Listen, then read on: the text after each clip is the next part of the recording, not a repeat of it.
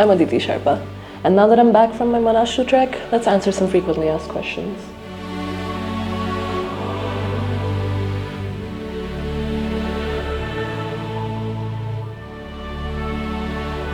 We've compiled a bunch of questions that we frequently get from adventurers looking to scale Manaslu. Questions about general logistics, safety and support, accommodation and food, and other trekking specifics.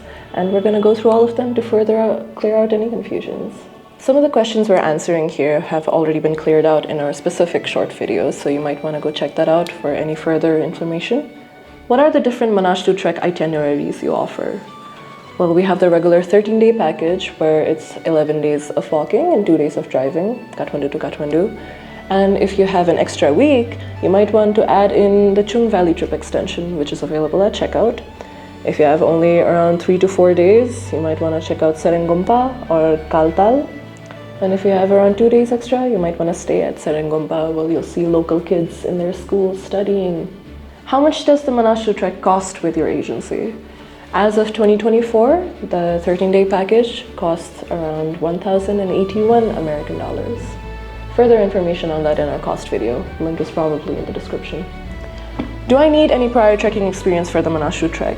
No, not really. The Manaslu Trek has been some of our adventurers' first long-distance and high-altitude trek, which is made easier because we have acclimatization days set into the altitude profile. I personally am loving the altitude up here. We just had our second acclimatization stop. It's really important to do because up in the mountains here, if you go up too fast or go low too fast, you can do some serious damage. And so we've got this really awesome opportunity with this great trekking tour guides that are making sure that we're staying safe the whole way up and down. You might want to consider getting in a light workout before the trek though, because me personally, I went there after like a long break of not walking, and the first 3 days did knock the wind out of me. So you might want to go for some light jogging to prep for the trek, but the rest of it, you're going to be okay. What permits are required for the Manaslu Trek and how do I obtain them? You don't need to worry about obtaining the permits because Magical Nepal will handle them for you. But the permits required for the trek are the RAP, Restricted Area Permit, the ACAP, Annapurna Conservation Area Permit, and the MCAP, Manaslu Conservation Area Permit. What is a typical group size for your Manaslu treks? We have an average of 3 to 6 trekkers. Some people prefer to come solo and then go in a group later on. But if you want to travel solo, that's going to be an extra 250 American dollars as of 2024. We'll have exclusive private bookings and guides and porters if necessary. But we do recommend traveling in groups because you'll make a lot of memories with them and stuff. And that's what we did. And it was really fun because everyone came solo, but then we met there in the group. And it was nice listening to all of their stories. What kind of transportation is provided to and from the trailhead? In our package, we have a local bus, a round trip on a local bus. But then if you do prefer to go on a Jeep, that's going to be an extra 490 American dollars as of 2024, which is also going to be a round trip.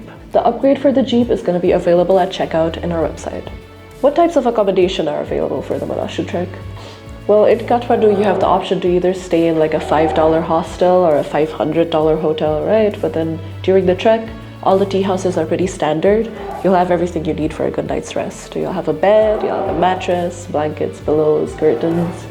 The toilet can be private or shared, but if you do want private rooms, Magical Nepal can fix that for you.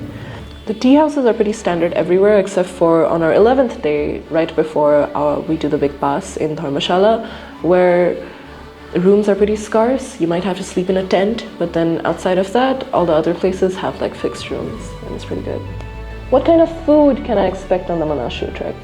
Everything is going to be pretty standard. Again, you do have options for vegetarian meals and most places accommodate for vegan options as well. It is going to be pretty limited though, so you should probably keep that in mind. You can either have the local dal bhat, rice curry, or they do have pancakes. I also saw someone eat a Snickers spring roll, so like surprisingly you'll get a lot of like mixed continental foods up there as well, but then it's always best to go local. For breakfast, you'll most likely have to tell the guide what you want the night before so that it's available early in the morning and cooked for you. And the water situation, The water up there, well, it's soft water, so you can actually drink straight from the taps, but then we do recommend carrying your own purifiers. The guides will also be carrying purification tablets, but some of our trekkers brought their own purification bottles and stuff, so if you want to be cautious, you should carry that with you as well. Are there options for camping instead of tea houses on the Manaslu Trek? Yes, Magical Nepal can arrange that for you, but there is going to be a custom quotation for camping because we have to keep in mind all the extra porters we need to carry the camping equipment, if you need an extra cook or not. So you can send us an email and we can arrange that for you. What safety measures do you have in place for the Manaslu Trek? 50% of the treks that we get here at Magical Nepal are for the Manaslu circuit, and our guides have more than 10 years of experience, and they've done the Manaslu Trek more than 30 to 40 times. So they have a good connection with the locals, the tea houses, they're first aid trained, so there's not much you need to worry about. If, in case there is some issue, you can always contact your guide and they are trained to handle it all. What happens in case of altitude sickness or other medical emergencies? It's pretty rare for our trekkers to get altitude sickness during the Manaslu trip because we have acclimatization days set into the elevation profiles. But if there is an emergency, prior to the trek, Magical Nepal will have already taken in information about your insurance, and in case of an emergency, we'll send the information to your local handling agent, who will then come in contact with your insurance provider and will handle helicopters, hospitals, anything else you need. Do you provide porters for carrying luggage, and what are the weight limits? Yes, we do provide porters. It's an add-on that you can get at checkout. One porter is going to be $300 American as of 2024, and the weight limit is 20 kgs. Magical Nepal will provide you a duffel bag. Most trekkers opt to share a porter and split the weight, but the weight limit is 20 kgs. What is the average daily trekking distance on the Manaslu circuit?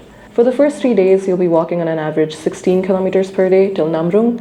From then, Samdo, and including the acclimatization days, you'll be walking 10 kilometers on average per day.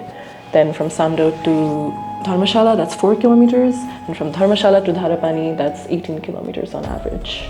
Now for the elevation gain, Dharmashala is going to be our highest sleeping point at 4,500 meters, and till Dharmashala, on an average every day, there's going to be 428 meters of elevation gain. The highest elevation gain on days is going to be 860 meters, and the lowest is going to be 200.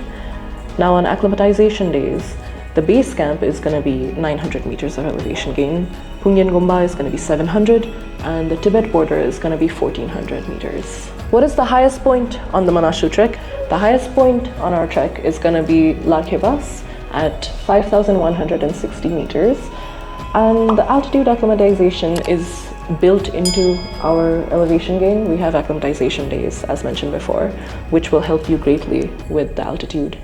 What kind of gear do I need to bring for the Manaslu Trek? We've already covered this extensively in our packing list video, so you might want to be redirected there. Link is in the description. Is it possible to charge electronic devices during the Manaslu Trek? Yes, for most places the tea houses will have plugins either in your room, and if they don't, they'll have it outside publicly. Some of them might charge you a little extra to charge your electronics. On our 11th day, right before the pass at Dharmashala, it is pretty hard to charge your devices, so you might want to charge everything beforehand at Samdo. What is the availability of internet access along the Manaslu Trek? Most tea houses had Wi-Fi. Some places, especially while you're walking in the trails, it's pretty difficult to get a network even on your phone. But again, most tea houses did have Wi-Fi. Some of them charge you a little extra. But even if you connect to the Wi-Fi, sometimes it didn't work very well because a lot of people are using it at the same time. So we do recommend getting a Nepali SIM while you're in Kathmandu. And we also recommend NTC because even though NSL works really well while you're in Kathmandu, when you're outside the valley, yeah, NTC works in many places. Except for it was pretty difficult at Dharmashala, and again, like during the trails, while you're inside like forests and stuff, it's pretty hard to get a network. But apart from that, yeah, you do have internet access. What cultural experiences can I expect during the Manaslu Trek? The first day of the trek from Matsakola to Jagat is going to be mostly Hindu influenced, like you see around Kathmandu. But from then on, from Jagat to Samdo, you'll start noticing a lot of Tibetan influence coming in. You'll see a lot of monasteries. You'll see differences in the way that they dress. Again, a lot of Tibetan influence. Then from Bhimthang to Dharapani to Besi Sahar, it's a lot of Gurung communities. So again, you might see a switch in the way that they dress and the way that they talk, the cadence in their voice. if you do have time after the trek, I would highly recommend going and looking around the village as well. What makes your agency stand out from other companies offering Manaslu treks? Magical Nepal has almost a decade of experience organizing treks for people, and 50% of the treks that we get are for the Manaslu circuit. So like I mentioned before, our guides are highly experienced with over a decade of experience, and they've been to the Manaslu circuit more than 30 to 40 times already. They have a good connection with the porters, with the local people there, with the tea houses along the path. If you need anything, you'll see them talking to the locals there like they've known each other for a long time, because they have. And I feel like that's the main point that differentiates us from other companies, because we have this connection set throughout the trek. So if you need anything, you can always contact your guide and everything's going to be set for you. So that concludes our FAQ video. Again, like I mentioned, some of the topics that we have covered here are covered more extensively in our short videos, so you might want to check that out. All of the links for the videos will be in the description. Thank you.